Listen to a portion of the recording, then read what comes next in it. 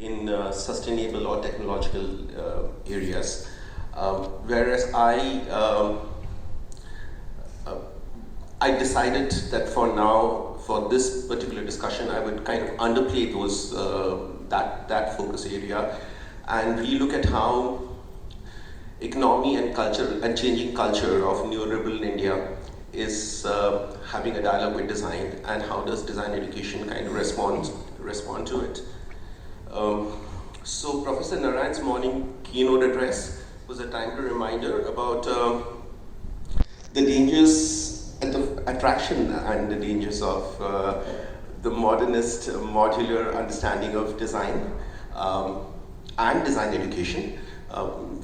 We do still, by and large, most design schools in India that I know stick to a foundation model that is coming down from Bauhaus via NIT.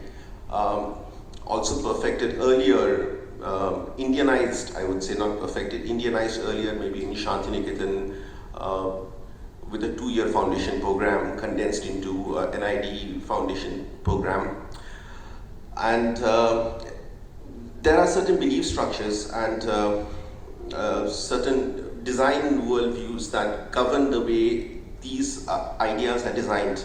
And so that would be one area of focus. Pardon the visual, actually, as I was preparing the presentation, I somehow subconsciously came to me that this particular collage that I had just created a week ago while reading through the material somehow mirrored my personal standing as to the dilemmas and desires into the direction we are heading. Neon, bright, and the contradictions of the gym and the Coke. So there's another very important thing that motivates me literally to present a paper like this, is that are we willing to build a future where young designers are so burdened by student loans that they do not have the bandwidth to innovate, challenge, and fail? Deepak this morning, when he was introducing the day and the dialogues, Deepak made it a point to go back to a time of the past to say that when we entered design schools many years ago, some romantic times that we allegedly belonged to, we could take more risks. Fees were low. Design was not even considered a career. You were actually going against the idea of career. You were deciding to invest in yourself culturally and creatively and see kind of where it leads. So I have colleagues who have just passed out of design colleges and pay back enormous amounts of student loan debts every month, and that would be like 3 or 4 times my first salary when I started off after passing out. So I cannot even imagine what my career trajectory, what my risk-taking capability, and my ability to stand up and challenge certain structures would have been if I had come out in this kind of a situation, and how would I be able to operate?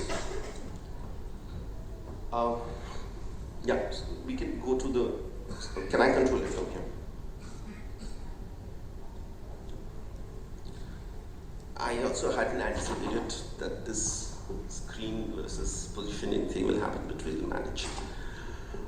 So these are, these 4 points are, it's the challenges that I want to highlight today. I know that there are many design educators in the field. Many have been putting in much more classroom and admin hours into design than I have yet. However, I feel that to have a reasonable discussion within a period of 15 minutes, there is a little bit of focus that is needed. So point number 1 is the changing policies and perceptions of higher education. So we know that from about 1994, when India became signatory to the World Bank, there has been a lot of policy level changes and it's a perception that has been taught or tutored to us. The World Bank has come and told us that higher education now means a certain thing. It used to mean a certain thing earlier. Now it's more It's more profit oriented. It has to be more. The one has to look at higher education as an investment, pushing us to open up to the private sector, privatization of education. The second point, which is a continuation from the earlier, but just to highlight that I consider that neoliberalization and privatization to be intertwined but separate.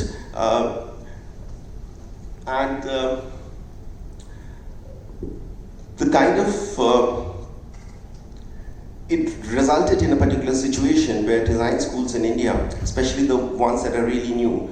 So one of the things we need to remember that though India has a very long history of modernization, design education, packaged as design education in India, is very, very young. It's a fledgling discipline, maybe starting in the late 70s. And if you're looking at the private design schools of India, they are all coming up in the 21st century.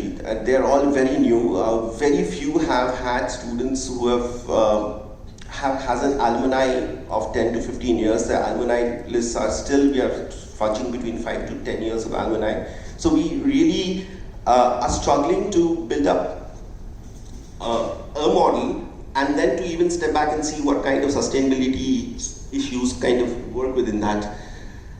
Then the third point, which is very important, is that the changing requirements from design itself.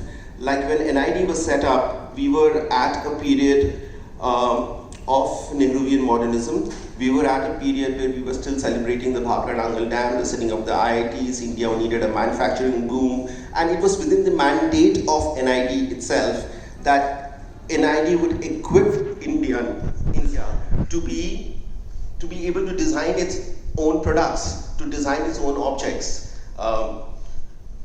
Now, we have definitely seen, coupled, of course there are factors that go into it. We've seen a global slump in manufacturing. We've seen changes in which actually push design from an idea which is more product and object based to something which is more system, service and experience based. And that is one of the things that most design schools in India, handing over the curriculums that we discuss, that we deal with, are we really moving in that direction is also one thing that I would like to eventually see. And of course, which I constantly feel that when we are in staff rooms discussing curriculums changes, there is this getting caught between the AI and the craft. There is this need for us to equip ourselves with the best and latest technology, but somewhere down the line, we still, though as one of the strongest emerging economies, we still live in a third world situation where knowledge is more coming down as handed down than actually being invented here. But whereas we do have something like craft, which everyone from the world who comes down and talks to us and says, oh, you have craft in India, it is fantastic, you need to do something about it. But my experience has been that the craft sector in India is under tremendous stress, and it's been 30 years of continuous design interventions started by NID, then by NIFT, now taken up by various other institutions. They have just not been able to kind of still bridge the gaps, conceptual gaps between craft and design. And so keeping this as separate but as integral part of a heritage yearning towards the AI, it somewhere mirrors our own balance or disbalance between growth and sustainability. Yes, sorry.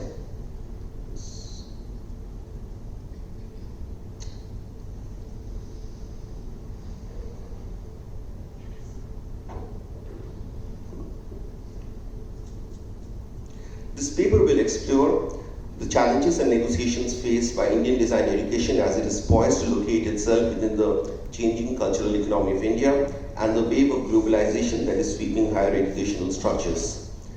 Design education in India is struggling to meet multiple inadequacies brought about by changes in the global culture and economy. The discipline is coping with the lack of sufficient theoretical knowledge base, the lack of major inputs in ecological and sustainability, the erratic exposure to design management, that's my take, and and a struggle to keep up with the digital-based technology. At the same time, the process of privatization has led to a readjustment of stakeholders, redefining the aims and function and reality of design institutions. This is in parallel to the growing globalization of education, which brings about the structural changes in pedagogy and assessment. So one of the things that's happening a lot now in India is that we are kind of trying to have an internationally gradable, exchangeable grading program, something like the rubrics, which makes credit sharing and all those kind of things very easy. But my concern is that that kind of grading and that kind of evaluation structures are again modular, developed somewhere else, being brought down to us, completely ignoring the fact that the way the Indian education system works at the school level and the way it prepares people to absorb higher education and knowledge is very different than what would the way the school system works in America or Western Europe.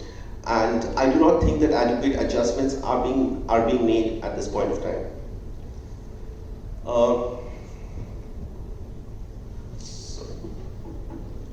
India has now joined countries like Japan, Philippines, Brazil, Colombia in embracing an education system based on mass privatization and limited expensive public institutions. This large-scale privatization drives, together with globalization's attitude towards privatization of policy making. This privatization of policy making is also something that remains very important, creates challenges in situating the future of design education within the zeitgeist of the nation.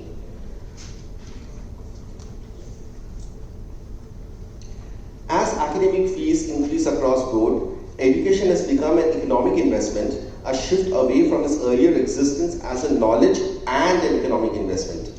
Many design educators feel that, and this has been a crucial part of me negotiating classroom teaching, is that an employment-focused design education takes away from the long-term concept building by promising immediate hard and soft skills that are required by the market. In a sense, in the early 20th century, when design education and craft revivalism was very strong in England, there was this clash between the university system of teaching art and design and the technical institutes. And somewhere down the line, after the period of Margaret Thatcher in the 1980s, we see that the technical institutes are getting university status, and there is a certain blur being created between the university model of a university approach to design and art and the technical institutes and their approach to design and art. Basically, the difference was that the technical institutes were more concentrating on creating concentrating on jobs, right? Creating people who would immediately be able to enter the market and be creative labor force in a booming modernist economy. Whereas the university system tried to keep itself away from the market, looking at the market as a great appropriator who would come and appropriate the knowledge developed within the system either way, but focusing on what would I say, a more long-term approach to concept building and being able to think outside what is immediate economic and cultural needs that people can see. And so designer was supposed to be a little bit of a visionary and not as somebody who would just cater to what is immediately required from him or her right now.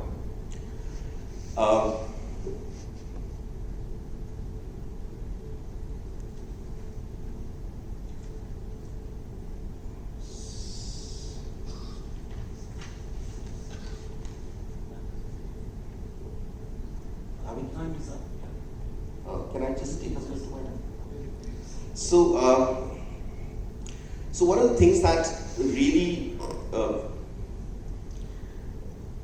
confront us is when we have a privatized model of education, the normal thing is to think that this money will come from the students, go to the management, and the more students that happen, the school becomes more successful. It's earning more revenues, and one of the things I've noticed is that kind of approach doesn't work, because the more students, design is not like teaching in a school, right? You can't just have a lot of desks and people can come in and fill up the classes. Because more number of students you get in, you need to build more studio spaces, you need to bring in more facilities, you need to have bigger infrastructure. So there is always economic of scale problem.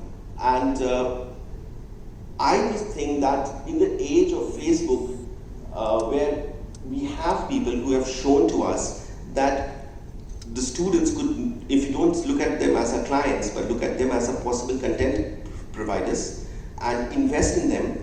And maybe as design schools, we think that no, it is not from the admission and fees and the number of students, but more from the intellectual copyright that we produce, the value, the content value that we produce in the college.